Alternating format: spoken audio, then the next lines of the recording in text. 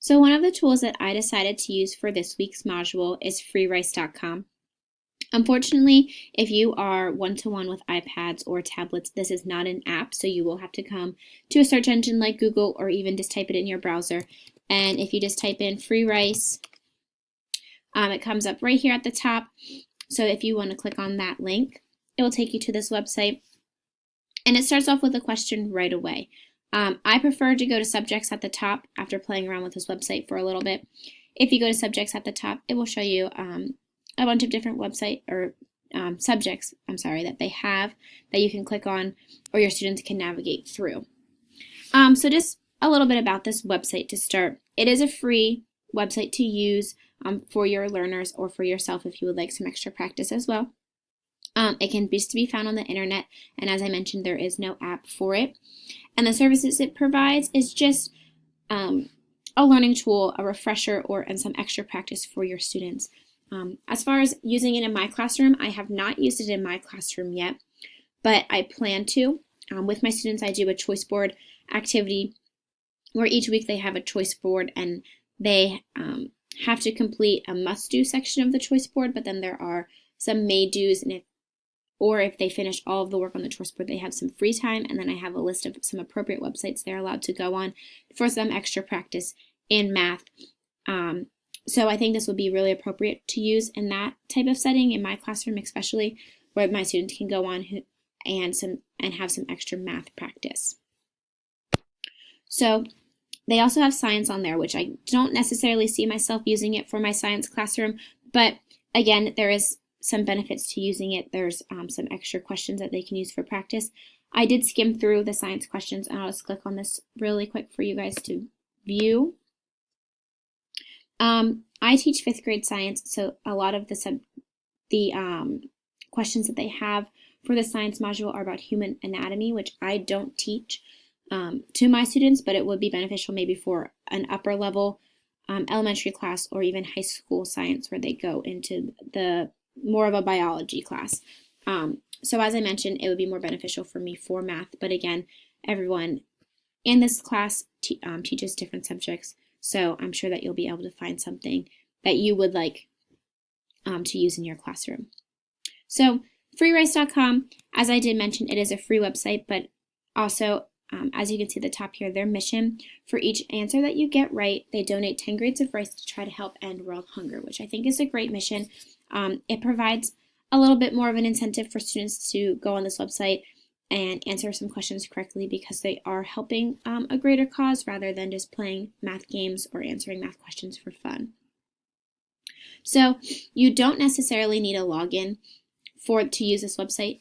You can just use it without creating an account, which I think is beneficial in the classroom because our students have lots of accounts as it is between every different hub that we use, especially in my classroom. So having a website where they don't need to remember a username or password, in my opinion, is beneficial. But you can also sign up. So I'll just click on the sign up tab for you guys to see. So you can sign up your student, and then also there is a teacher registration if you would like to register your class to use this. So that is up to you. As I mentioned, you don't necessarily need a login for this website. You can just use it for free, and it won't save the stuff that you've done if you don't have a login, but it still does donate the rice to third world countries that try to help end world hunger, and you still get all of the different subjects and questions. And then you can see on the side panel over here, there's top players and top groups. So if you do register your class, it will be under a top group. So I'm just going to go in and show you a few things, what it looks like once you start getting into the questions. You can start off with multiplication. That's what my students do a lot of practice in the classroom with other math websites. So I would definitely like to use this website for that as well. So you can answer your first question, and then you see what your level is. So I'm on level 1, and there's 2 levels of this. So I can change my level to level 2 if I think that these questions are too easy. And then the more questions that you get correct, the more levels that open up for you. And they get harder as you go on, obviously, because you're practicing more. So your knowledge of the base is growing. And also on the side, you can see the amount of rice that you've donated and to help end world hunger. So I think that's a great refresher when students answer every question. They have a little reminder in their head of what's going on. So touching base on the questions for this module, I've kind of examined the tool and showed it to you that way. I don't think this is really meant for synchronous learning, but I do think it would be a great way for asynchronous online learning because the teacher can just post this, especially if you do create that group login for your class, because then you can monitor their progress that way too. So if you would just post it to a discussion board or something like that, and then students would go on and they could do the multiplication practice. So I do think this is more of an asynchronous tool. It's not meant to be done collaboratively. So touching base on the Rice text, or our textbook, I should say, I think this connects to the collaborative outcome of problem solving because students are trying to solve problems throughout it. Like I said, they're not working collaboratively because it is single based, but when you work on the team, you are then working as a team to try to get more rice and answer more questions correctly.